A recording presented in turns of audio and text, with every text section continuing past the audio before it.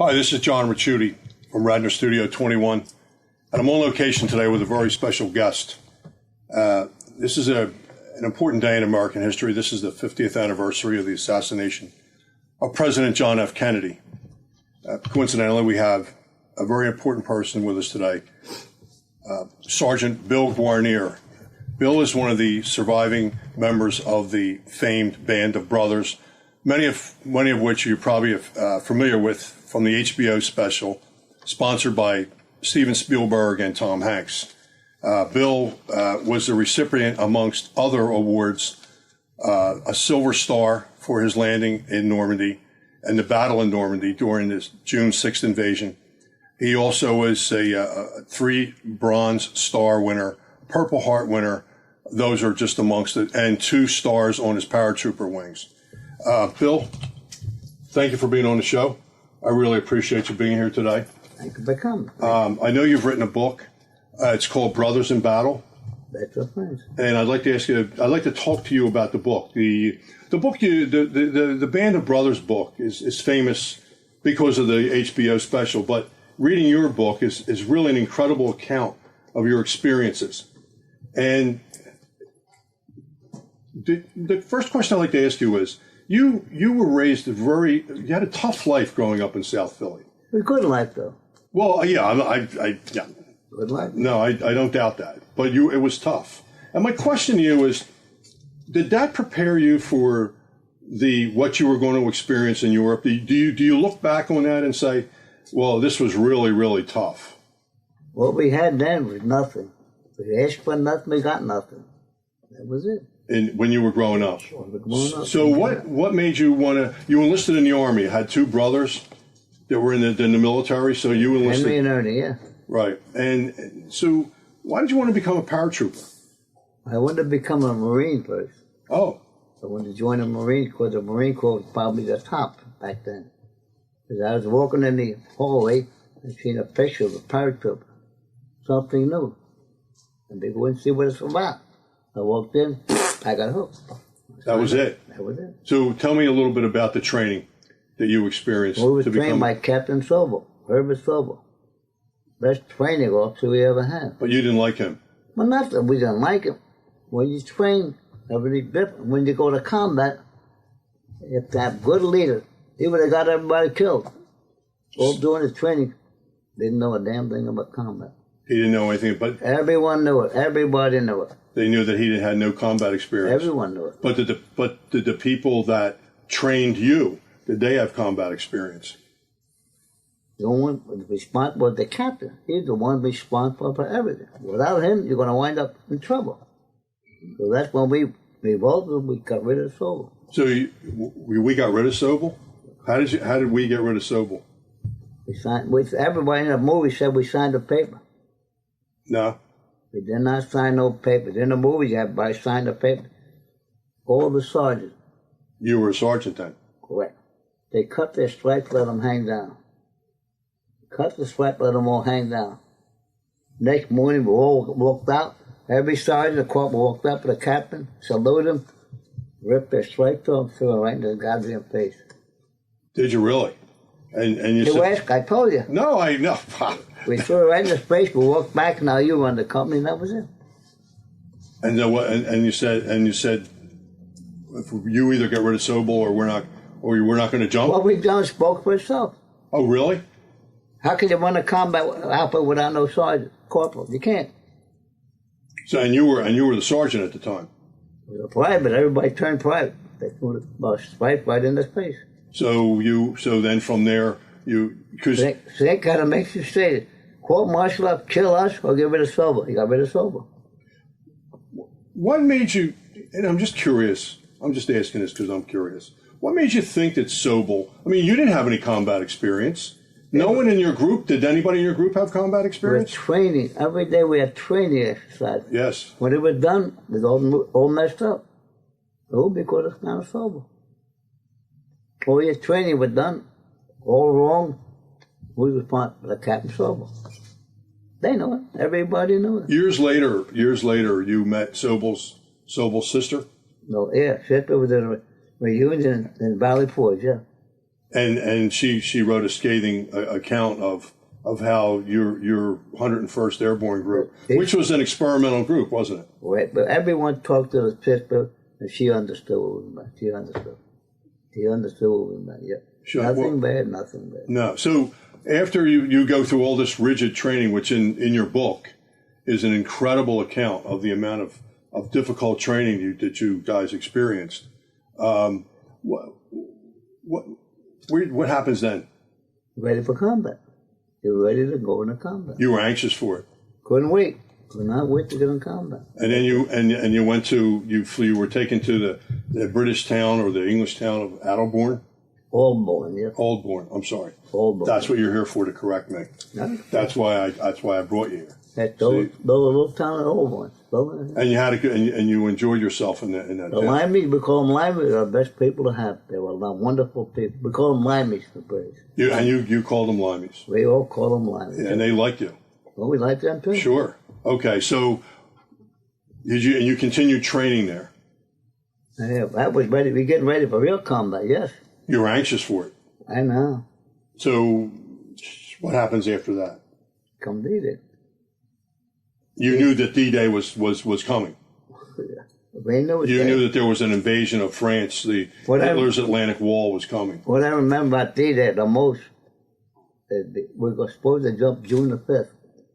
They canceled it on account of the weather. And well, everybody's all excited. Oh, God, we gotta go tonight. No, cancel. What I remember about that, we went into a big hall. Quiet, everybody quiet. And you went in a big hall with all your stuff? Everybody had all this stuff on them, yeah. Ready to go anytime. We're going to show you a good movie. I never forget the movie. Mr. Lucky, Gary Grant, Lorraine Day. And that was it? That was the best part of the game show. Mr. Lucky, Gary Grant, and Lorraine Day, yeah. And that was on the 5th? On the 5th. So then on the morning of the 6th. That's when we took off, yeah. Tell me about you had that extra, what you said was 150 pounds attached to your leg. Well, that's the Limeys, the ones that done that. The Limeys, they figured, give them a leg bag, they call it. You put all your stuff in a leg bag, it's supposed to be light. Pick it up and take it. When you get on the plane, can you hold this phone? I got more to give it some milk. Everybody stopped next when they gave it to me. Before I knew the bag was so goddamn heavy, I couldn't even pick it up. I made a big mistake on the plane when I put the leg bag down on my right leg, stand up and hook up. The leg was sound asleep. I got up and I fell down. My leg was sound asleep. I couldn't stand. That all the equipment. I mean, you carried what?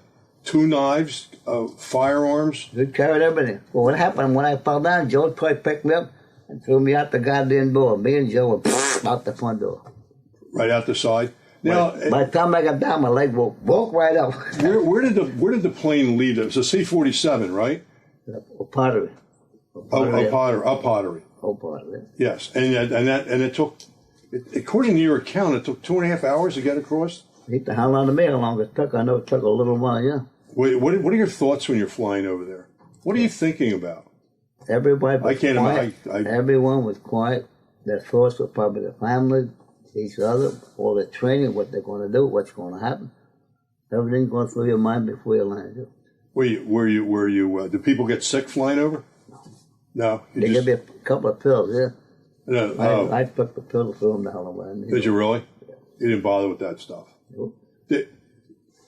You weren't. Was that the 82nd Airborne that met Eisenhower the night before? No. Oh, that was the 101st? Ike met the 101st. 50 Deuce, they call it. 50 Duck. 50 Duck? The 50 Duck is the 502nd Airborne, 502nd Regiment, and the 101st. 1, Curry, 6, 2 the Duck, 1, 2, and 6, 3 regiments. But you weren't there amongst. Were you there with Eisenhower when he said? All they ready to jump, yes. Is that right?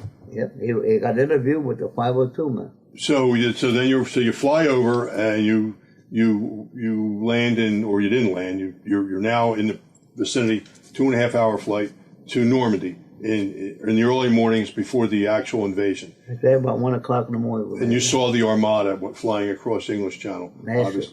Massive. You said it was incredible to see. Could have walked over on the ship. Could have walked from ship to ship to get over. You could have walked from ship to ship. Tons of ships. Thousands of ships. So where did you land when you jumped out of the plane? Sarah McLeese? Near the church? I can see it now. If I'm here, go to the corner, 22nd Street. That's how close I went to the church. Yeah. How high were you flying? What's the height you were flying at?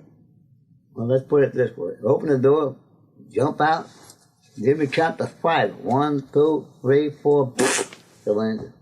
That was it? Quick, bing, bang, boop, and the airplane took off. The pilots of the airplane wanted to get the hell out of there.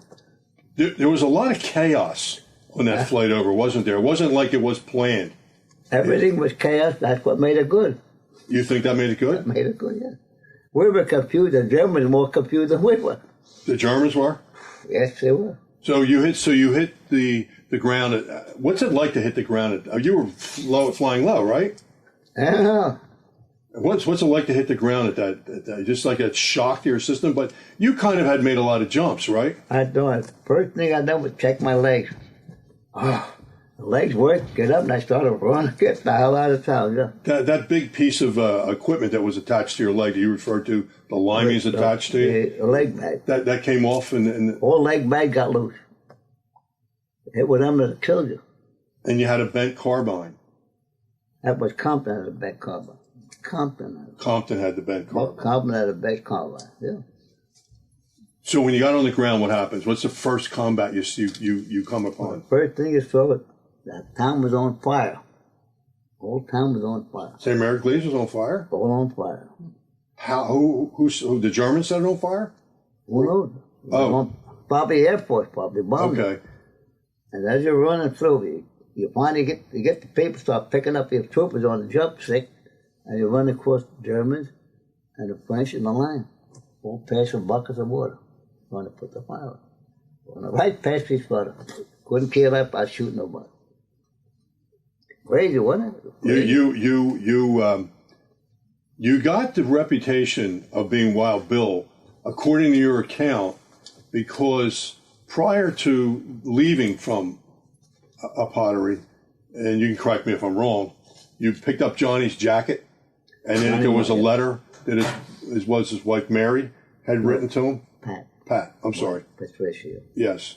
True, yeah. And she had written a letter, and she didn't want you to. She didn't want John to tell you that your brother had been killed at casino. That's when I found it. Yep. And in your statement was in the book that's when you became Wild Bill. That they were releasing a wild man into France. True, yep. I never thought it'd last one day. You didn't think it would last one day? Never thought it'd last one day. Did you think about it? No, never gave it a thought. You never gave it. It didn't occur to you. You were there to strike revenge. Well, that's what the kids all ask. How many men did they kill? How could they count how many you killed? You can't count how many you killed. You were just firing away, huh? Firing away, kill them all.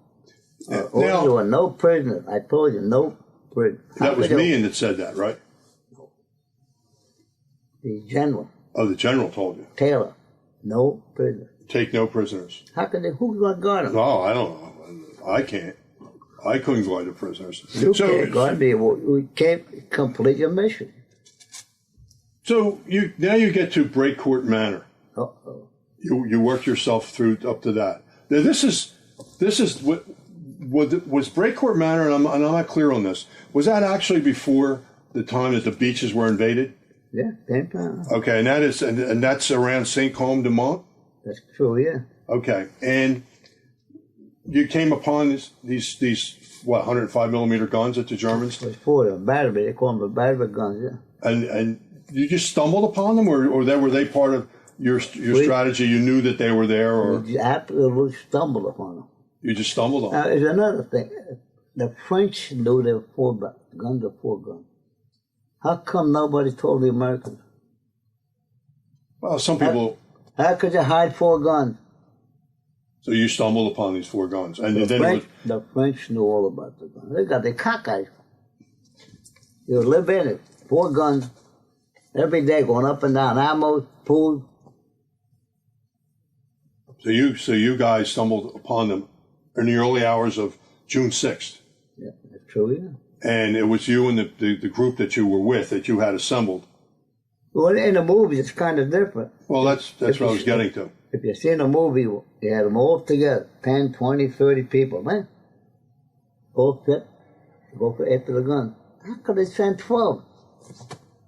But that's really not what happened? If you got the whole company was over there at the same time, everybody's talking about it, why send 12? Then get rid of them. So how did you get them? Well, here's what happened. We came across the guns. First thing you do, you got mortar. The mortar. Yeah, that's what your expertise was. Me and Malarkey had the mortar guns, right? So we got the mortar gun, we start shooting the mortar guns. Once you shoot mortars at them, they go to duck. And they're shooting the mortar, you creep up. And you got machine guns on the flanks. They're shooting over the top of your head. I keep the Germans down with the mortar fire and the machine guns. Keep going. As soon as they get close to your head, they stop firing. That's when you start throwing grenades. Bing, bang, knock one out, go to the next one, go next one, next one. And they have large crews on those guns, and they had protection and whatever. They had about 30 or 50 men, about 30 to 50 men. On each gun? All together. On all the 4 guns. So how'd you take the guns? So what'd you do? Did you do anything to guns to disable them? Yeah, we took whatever we had, grenades, throw them down down the barrel? Down the barrel, just curl a gun. Yeah, would just screw it all up. They're useless, yeah. How long was that like? How long did that battle take? Hours? Well, I wouldn't say no hours, no. I would It was guess pretty quick? I would guess half hour, maybe 45 minutes or more. That was it? You kept running. You find the trench. You kept following the trench system. And of course you had to deal with the hedgerows. We got did a 3rd gun. You got low on ammo and low on grenades. You had to be real careful because that's all you had. All of a sudden there's another gun. Who comes up running? Spears. Lieutenant Spears? Yes. He comes up with 3 men from D Company. Another gun over there. He takes off and knocks the gun right down. No questions there. That was Spears. Is that right? Oh yes. Spears, he was worse than me.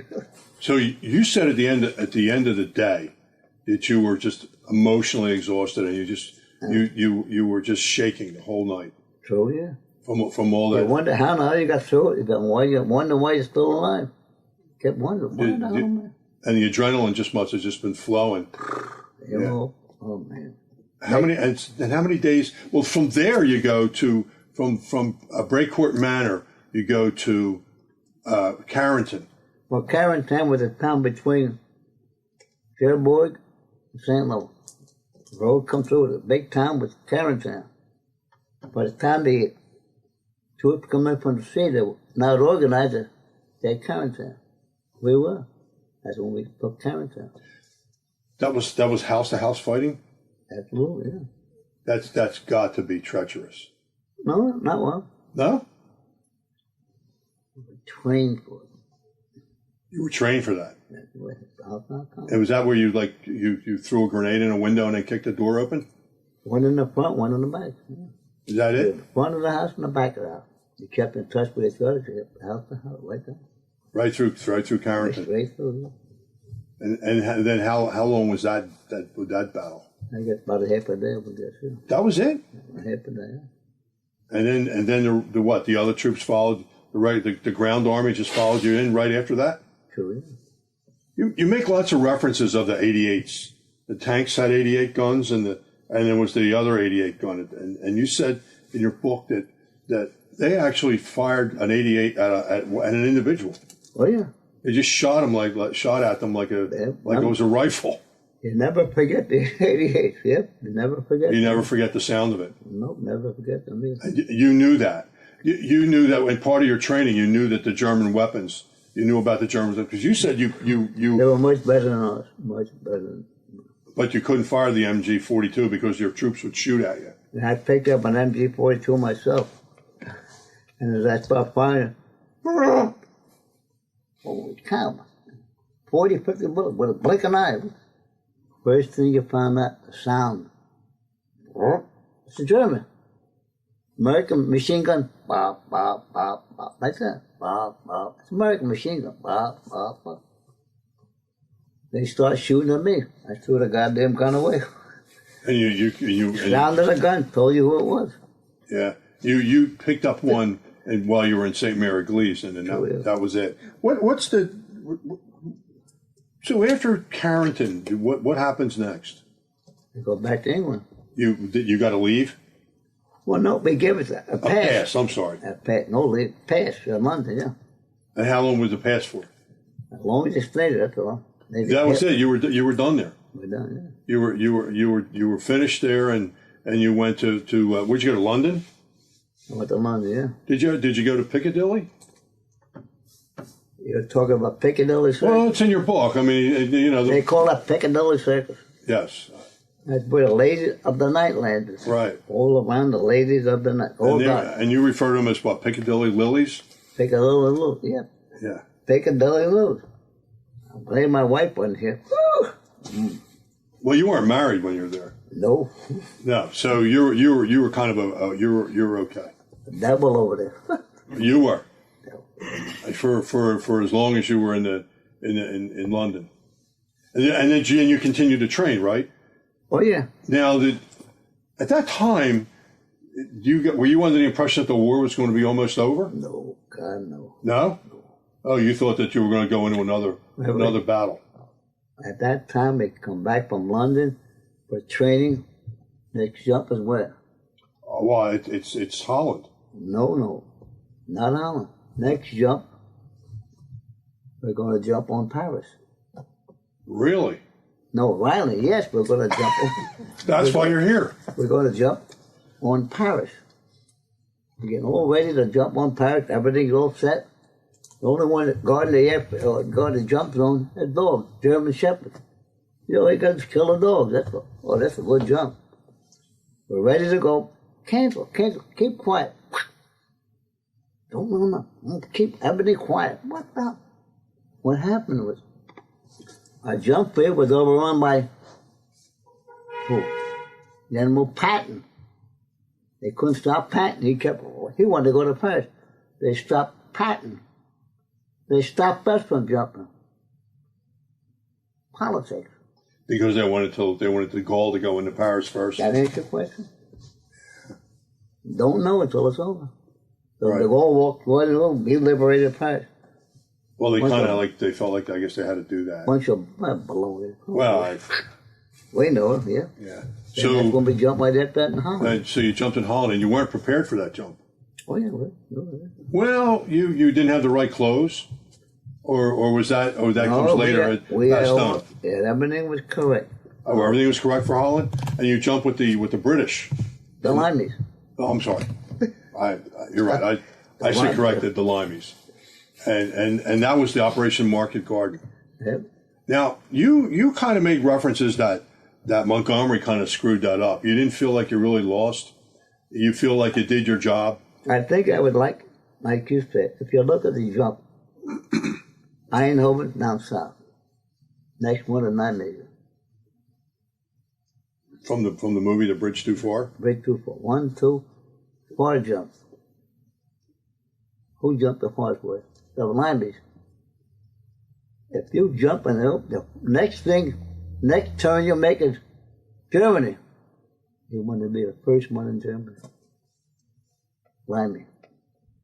One big mess. They couldn't hold it. They couldn't hold the bridge. And they had so much trouble. We never knew about it. What they done is they went. They call Polish paratroopers. They jumped them. They got slaughtered too. Polish paratroopers? They jumped a bunch of Polish paratroopers to help them. Wait, I have to. I'm sorry. I have to go back a little bit.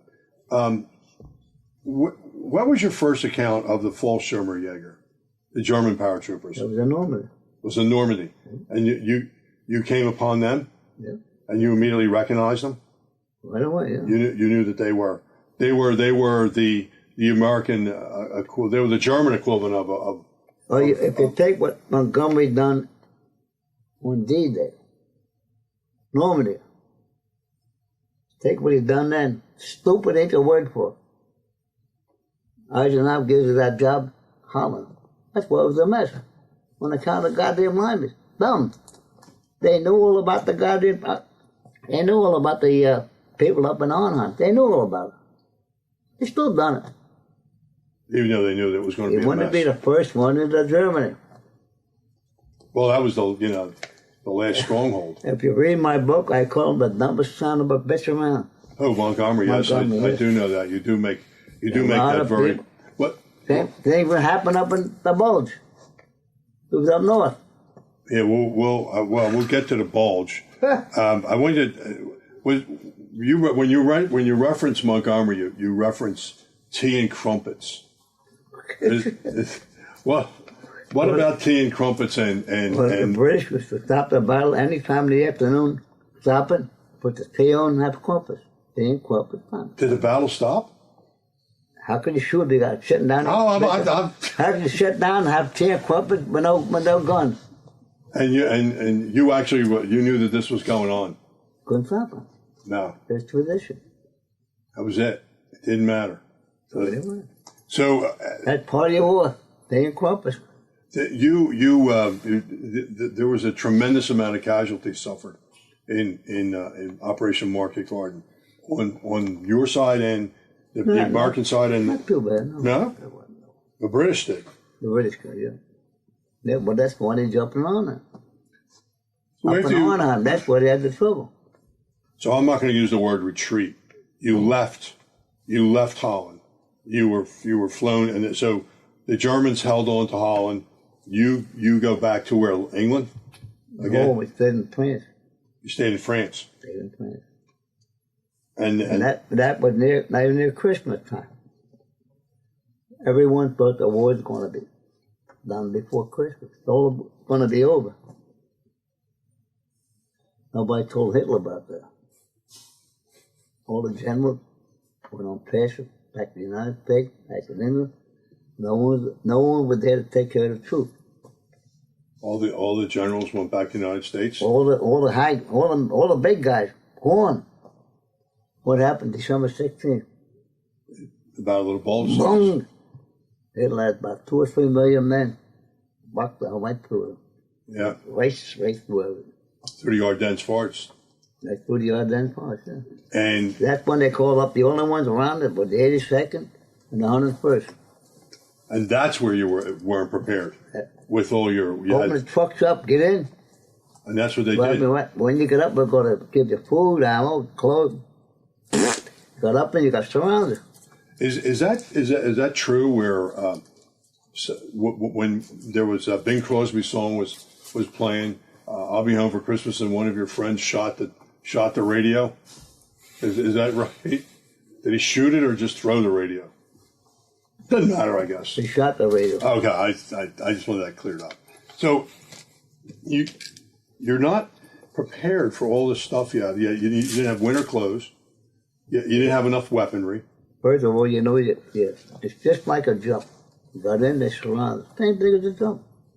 And apparently, when you landed in the Bastogne, apparently it was almost like you landed right in the center of the German territory. We were waiting for to go there. It was a mistake. And that's where you landed. We didn't land. We drove through there. You drove into there. What do they call them guys? What do they call them guys with the trucks? Deucenaires. They drove us through there. They were all colored people. They were truck drivers. And I'll never forget, Joe Torrey's in the front, and Babe was on the outside, and the guy driving us through there. And I was right on the top. I think I was on the top of the thing. So I hear guns, boom, boom, boom. His driving gets louder, boom, gets louder. It's agile. There's the boss. And the Babe says, that's bars. No, it ain't. It's theirs. You got to be kidding. They wouldn't turn around. They didn't want to drive. So they said, "You're gonna drive us through. We're gonna blow your brains out. Is that what you told them? You're gonna drive us through. You're gonna blow your brain. We'll drive us through." Okay. Talked to the guy who was from Philadelphia. We talked to the guy who was driving from Philadelphia. He was kind of scared. He didn't want to drive because they were shelling the hell out of him. Beating the shell on the hell out of him. Yeah, and you said that was the coldest you've ever. How was the snow coming down? Sideways. Didn't know what that. There was no snow then. No snow then. So what did you do for food? What did you do for supplies? Have you seen grass? Yeah. That's what you ate? What else you got to eat? Oh, I'm asking you. I don't know. We got grass, eat the grass. That's it. Where are you going to get food at? And it was this constant shelling from what, tanks and 88s? You didn't care about food because you went a week without food. You had to have water. Food you never had to have. And that's what you just. I know how you got the water. That one time you and someone went and got water, and there was a head laying in the water. Me a baby. And you brought the water back in a jerry can, and there was a head with brains hanging out of it. Yeah. Don't say nothing. Drink the water and shut the hell up. That's all. Is that what you did? Nobody got killed. Didn't hurt us. And how long did you stay? I know how long you stayed there, but there was constant shelling and fighting, even on Christmas Day, wasn't there? They sent planes up and started bombing Christmas Eve. And the German general offered to surrender. Yeah. And it was Mackliffe, is that his name? Yep. Who said, "No, nuts." No, you mean McCullough. McCullough. Right. He's the one that said some famous word, nuts. And the Germans didn't know what that meant. Oh. That meant we'd kill every goddamn German that ever come in there. Scared the hell out of the Germans. I guess you saw each other from at close range too, didn't you? Oh, yeah. You were yourselves and the Germans. You could see them.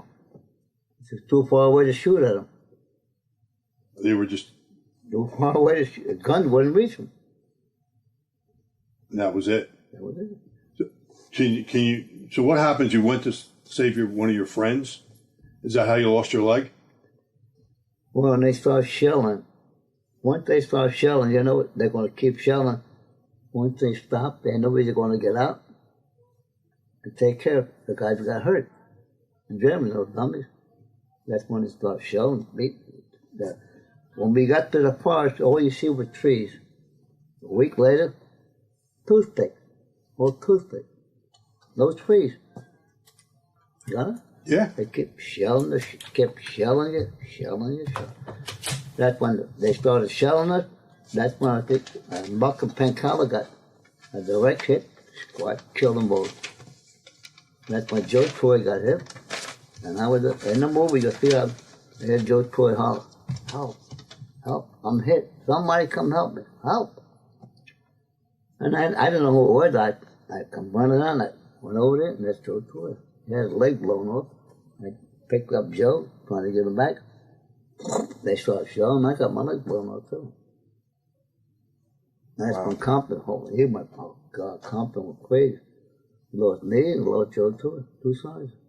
And he kind of. And that was the end of it for you. Yeah. Tell me a story about where you were wounded once, and you left on a motorcycle. That was in Holland. I got blown off a motorcycle in Holland.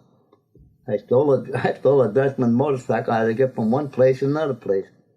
Only way to get there is a motorcycle. I pulled the Dutchman, I grabbed the motorcycle and took off. And you took off? Did right off across the field. Bang, they start shooting, shelling. That's when I blew me off the motorcycle. And that's when you got wounded? That's when I wounded, yeah. And my right leg. I broke my tibia. Did you said you captured 2 SS officers? In Normandy, yeah.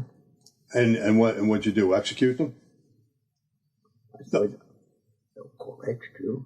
What do you think I'm an execute? Kill him, you dummy. Shot him.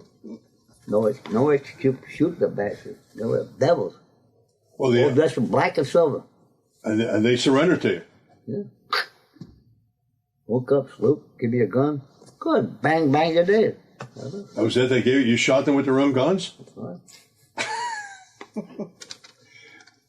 There was another account. People don't understand. No, I don't War. You don't talk to nobody. You kill them. They're going to kill you. Yeah, I think that's really valuable, but it actually sounds better coming from you than me having read it out of a book. It's not the war today. Bap, bap, bap, bap, boom, boom, boom. Everybody talks. You can't win a war talking for 11 years. But that's why Tom Brokaw called you the greatest generation. That what you men of your generation did, and women that were nurses. I want to. Maybe you mentioned the girls. Well, Without the girl, we wouldn't be here. We would not be here. No, I think that's. Never forget the mom and papas of all the soldiers. Everyone that got killed had a mom and a papa. Don't forget that. Well, I don't know that anybody could have stormed Normandy the way you guys did, or Holland, or fought in Bastogne, defended a city or a town. It was a town, I guess. Yeah, but everybody says you're a hero. No, everyone had a job, and everyone done their job. That's why you win the war. Well, I didn't refer to you as a hero because I know you said you didn't want to be referred to as heroes. You said no one was the heroes are the ones that died. The one that lived there. Yeah. Now, who was it on? And I think I can't compliment you enough, and I can't tell you what an honor it is for me to sit here and talk to you and have this conversation. It's a very unique thing personally in my life. Thank you. To be able to do this because it's memorialized forever to do that. But if you don't mind me asking you, who captured the Polish soldier that was a German conscript, a draftee? Was that Babe? Or was that you? No, Liebgott. Liebgott, not a Jewish boy. Liebgott. Wasn't Liebgott was he the name of the person that was in Private Ryan? No. Okay. So Liebgott captures the Polish soldier, and he doesn't shoot him. He spares him. Even though he wanted to kill him, that's when Dick Winter took all the bullets out of the gun, gave him one bullet. Really? So Dick Winter took all the bullets out of the gun, gave it back to him, one bullet. Dick, you make a lot of references to Dick Winters. Good man. He was a Quaker. Oh, sorry. I'm not a Quaker. I'm sorry. He's a Mennonite. Oh. He's a Mennonite. He wrote a book. Dick Winters wrote a book. He's a Mennonite. And did you were you at all suspicious of him in combat? Did you thought that he might not be? If you come from Pennsylvania, state of Pennsylvania, a lot of men came from Pennsylvania, New York. In Pennsylvania, they're the Quakers. Their religion forbid them to kill. Right. We respected them. We respected their religion. That's their thought. Got rid of Sobel. We got Winters. Me and he got killed. Next one up is what? Winters. Strike one, strike two. They come to Quakers. Strike, we're going to get killed. That's what I call him, the goddamn Quaker. But you didn't. I didn't know he was that good. He was a good man. He really did actually save many of your lives. The best man we ever had. He was the best man? I was wrong when I called him a Quaker. Strike one, strike two, strike three. I was definitely wrong. About him? He liked me because anytime when somebody killed all that Guarnere, or the other guy, Spears, they'll get him. Spears and me, I know that, but son of a bitch killer. Yeah. How did Spielberg and Stephen Ambrose and come up? I mean, you're kind of like a cult. You're a cult hero, not just you specifically. All of your band of brothers, and that's a compliment when I said that you're a cult hero. How did you become famous? We had a reunion every year. Did you organize, right? The war was over in 1945, right? Had a reunion. May of 1945. 1945, May. We had a reunion in 46 in Indianapolis. I couldn't go. I was in a hospital. 46. Next one is New York. 47. We went to New York for a reunion. There was 13 or 15 E Company members. They got them all together. New York. Next year, next reunion, you bring a guy. You bring one. You bring one. Get in touch with your buddy. Next year we have 26. Yeah. Yeah. Next year we won every year. I ran a reunion every year for 60 years. The biggest one was San Diego. 81 men. 81 men. In San Diego. 1981. 81 pounds. Last one I had was last year. 5 men came. They had none this year though. So Stephen Ambrose, he came to one of your reunions, or he found out about it, or he never came to you. He never came. Why? Oh, I mean, I'm curious as to know how you became famous. When Ambrose wrote the book, he made a lot of money. Did he ever talk to you? Did he ever interview you? I was the key. You were the key. Who knew the company better than me? No, I don't think anybody did. Talking to me, and I said to him, Mr. Ambrose, me and Lipton were down in Tennessee talking to him. And he said, what can I do for you? I said, well, I'd like to have some money. What? Well, what do you mean money? You're writing a book, ain't you? Yes. You're going to make money? How about if we make some money? He thought I wanted money for me. No. I wanted money, but the book come out for the company, so I could run the reunions. He refused. Really? And that's why I wanted to get on, punch him right up. I wanted to get this knock on the floor. I thought, God damn it. I was so mad I walked away. Really? Then I'm sorry, I'm just in awe. Well, I'm talking to you. I apologize. Hanks got word of what happened, and they called Ambrose up. He said, you better listen to Wild Bill and what they're telling you.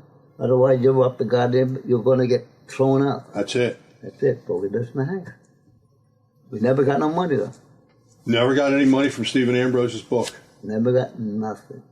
They will think of me, oh, look at all the money you got. Would I be living in South Philly now? I think in Palm Beach, Florida. No, I think you like living here. I think you. That's just my opinion. I will tell you this. You have one of the greatest lines that I've ever read in any military book. What line's that? And I think that I'm going to tell you, every sergeant should have this posted somewhere. Like, it's like coming out of a football locker room. It stood out, and you said it many times in the book, and it stood out to me. And the line is, "I'm here to get you home." I think it's one of the greatest lines. Look after the guy next to you, he'll take care of you. It tells me that you thought more about them than you did yourself. True. You put them above you. I think that the army should adopt that and use it for whatever they do. And tell that to that guy upstairs now. Tell him that. Well, I don't think I have that kind of connection. Okay, you got no connection. Don't tell him that. When you were in Bastogne, did you think you were all going to die? No. You never did you? You were always happy that you made it another day, another hour, another week. They were kind of scared of us too. They were cold as we were too. Oh, the Germans? Oh yeah. They were running out of ammo too, food too. Were they really? The Fallschirmjäger was not there at that time. No, the Fallschirmjäger. Oh, sorry. Fallschirmjäger. I know that there's. I like when you correct me that way. Fallschirmjäger. They were good. They were good men. Yeah. Okay. What did you place the part of the story about placing dead bodies over stacking them up? No, that was in Carrington. On Carrington. That was in Carrington. I thought it was in but you were there. I wasn't. It was in Carrington. What do you gather from all these experiences you had? You've had a long time, more than some of your friends, to think about them. Do you reflect on them a lot? Whenever we do it, excuse me, I always call them my alphabet. That's how I call them my alphabet. A, Ali. Z, Zimmerman. A, B, C, D, I call my alphabet. Today there's 5 men left. 5. You're one of 5 men left. You said that you talk to veterans all over the world. Do they seek you out? Yeah. They do? Oh, yeah. Has it ever a veteran from the Wehrmacht, a German veteran, ever come and spoken to you? Been back overseas 15 times. And met quite a few of them. Really? First thing I do, shake their hand, move back, light a gun, I see you'll be a dead German. Light a gun, you'd have been a dead German. You'll meet me in 1944. And they hug each other. The war's over. No hard feelings. No hard feelings? No hard feelings. It's all over. Done. So you actually did meet some in 1944. They have respect for you, you have respect for them. No hatred. Don't hate. No good. It was just business? Hate is going to make bad. Hate. When you hate somebody, they're going to cause a bad feeling. Do you think that the Dutch, well, you weren't in Austria when your friends got there, but do you think that the Dutch and the French appreciated all your efforts? The Dutch did. The Dutch. The French couldn't give a goddamn. Yeah. 4 years under Hitler. 4 years. They loved him. They gave up in 2 months. Not even 2 months. They quit. The French. In 45 and 44, and when I went back, when I seen the French, I said, I came here in 1944.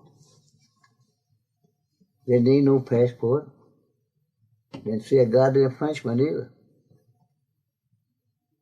Huh? Yeah. They all love the German. Yeah, I think that there's a lot. Tell them that, they get mad. Yeah. Don't tell them the truth then. No. Yeah. There's two people I want to ask you about. I didn't do it. I want to ask you about Fritz Nyland. He was part of how Private Ryan was written. They had three brothers. How accurate is that story? Pretty accurate. Three brothers. Were they all killed? Yeah. His three other brothers were killed. They were killed. And he was the 101st Airborne? Yep. And you... His sister came to the reunion from Alaska. His sister did? Yeah, his sister came. We met his sister. He was there for the premiere Band of Brothers. She come from Alaska.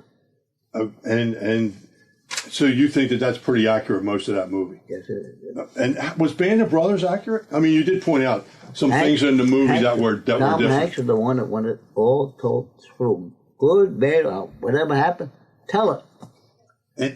Don't be ashamed to say what's going on. Well, I don't know if you know this because I don't think you were there, but I'm sure you'd spoken to some of your friends. In the Band of Brothers, and I don't want to reflect a lot on this, did that part at the end of the show where the German, was he a colonel or a general, stood up and he talks to his men, and that's where the term a Band of Brothers came from? We will be forever known. Do you know if that's accurate or not? Did a German officer really stand up in front of his troops? Or is that just something that they put in there to finish it up? Beat the hell out of me. Beats the hell out of you. I could not tell you. How about, I'm going to ask you about Father Maloney. Oh, wonderful man. He was a priest. He came, Father Maloney came to every one of our reunions. He come last. He was what, captured twice? He's the one got the DSC in Normandy. He's the one like if he had a priest lost the Bible in the water. He found it, Father Maloney. And he died from New York, and me, Franny, and George Banderswell, we drove up and buried him up in New York. We drove from Philadelphia up to bury Father Maloney. Good man. You're really proud of everything you've done. Never ashamed of what we done. Never ashamed. No, and then you know what another remarkable thing was, and I say this with all due respect. Just watch out for that due respect. But you were just ordinary guys who did extraordinary things. You never gave it a thought as what you've done. They figured the war's over. Keep quiet. Come home. Have a family. Nothing going to happen. Keep quiet. You came back from you and Babe Hebron came back from. I call him Grumpy. Grumpy. I call him Grumpy. You and Grumpy came back from the war, and after having suffered immeasurably, both of you, in Bastogne and the Battle of the Bulge, to just going back to work the next day, working in Publickers Liquor That's why we on Delaware Avenue. Yep. That's incredible. They get drunk though. All that booze never had drink here. Yeah, Bill, is there anything else you'd like to say, or I can't think of anything else I want to ask you. I really enjoyed the time I've had with you. What I can't say is, I look at Mike, and I've got kids who went to Vietnam, kids that fought in Afghanistan, but the war today. This is a game. Stop the wars. You can't stop wars, but that's the pop. The people running the country, they're the ones that causing the wars. Stop the wars. End the conversation. I guess it's really, in closing, I'd just like to say to you, you probably would have done it all again, wouldn't you? You'd jump out of a plane again, wouldn't you? Not if it leaves me today, but the guys we got now. No way, I wouldn't go. No? Not me. Send Mike, not me.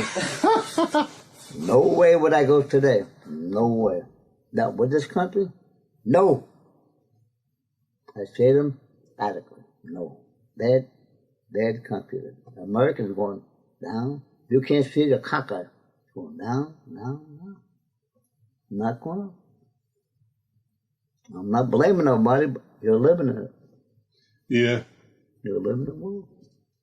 Well, Bill, I thank you for the time you spent here with me today.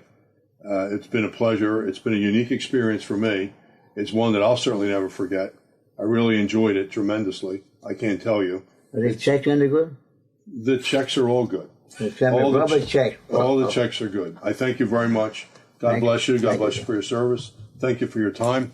This is John Ricciuti from Radnor Studio 21, on location with Bill Guarnere, Band of Brothers. Thank you.